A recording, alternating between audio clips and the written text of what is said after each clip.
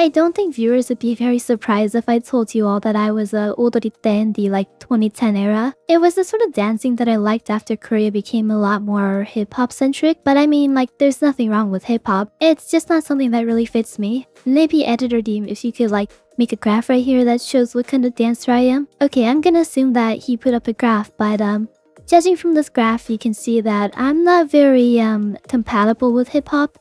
I actually don't think I'm compatible with a lot of dance styles. I bring this up because in our last video, our editor team brought up an idea that a couple of you viewers agreed with: breakdance maid. I know, gap moe and going from cool to cute, and I'm sure it sounds really exciting, but how do I explain this? So balancing cool and cute is something that I do a lot in my current choreos, but this isn't really balancing cool and cute. It's more you want to see a sharp kind of transition. So oh by the way, for this video we recorded everything the other way around. So we actually did the dance first before doing the talking part.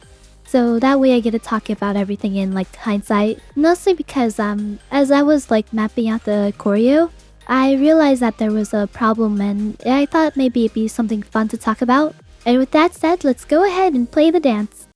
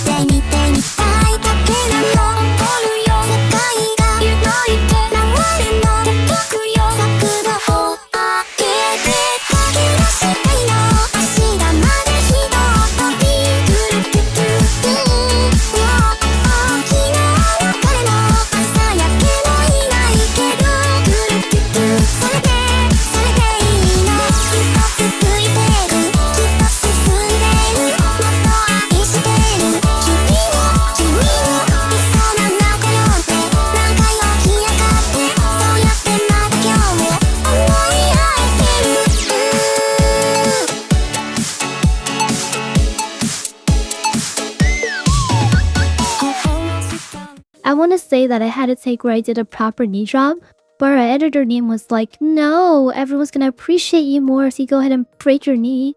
I hope no one's really concerned. It really wasn't that bad. So the idea was to take something cute and put breakdancing into it, but I don't really have the strength to do actual real breakdancing, so I just learned a couple of the standing steps. After reviewing it though, I don't think a lot of people would realize that there's breakdancing in it.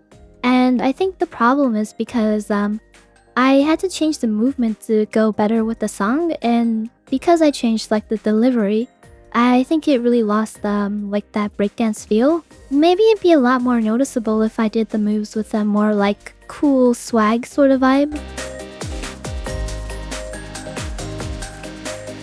I get the whole gap moe thing with adding breakdance to idol, but if you were to add ice into hot coffee, then it just becomes iced coffee. Or no, because it'd just be really hot, so the ice would melt and it'd just be water. But what I'm trying to say is that the moves in a choreography are the puzzle pieces, and the song is the picture. When you try to force a piece from a completely different puzzle set to work, you sort of fixate on that one part that just looks off. You wouldn't call that a gap moe puzzle. It would just be a puzzle with a gap because the pieces didn't fit well. Okay, I don't think I made any sense there, so let me think how else I could phrase this. I think it'd be a lot cooler if two different dance styles could come together and work well in a song, instead of just suddenly breakdancing to Drop Pop Candy and calling that gap moe. We'll need to revisit this idea, but I think today was unsuccessful. So Drop Pop Candy was very popular back then in Odo Temita, and I performed it many years ago. Today's version of Drop Pop Candy though wasn't the one that I performed.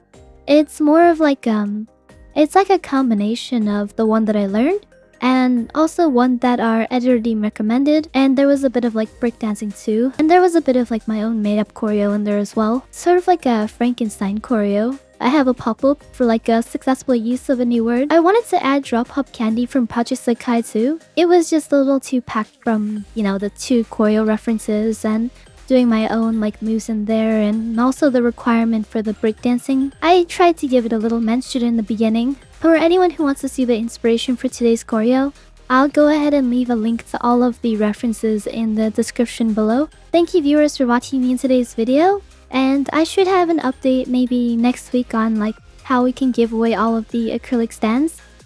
Thank you for having a lot of interest in that as well. But until next time, Yeotori pida! Bye bye! I read a comment from one of you viewers that this camera angle helped me look cuter. And I remember complaining about this camera angle in an earlier video. Okay, I think we're gonna have to bring this camera down. I don't think looking up like this is good for my neck at this old age. I mentioned this a lot, but I'm really proud of my really big ears, and I had to like stand so far to like show them. Sacrifices had to be made to fit these ears on my screen.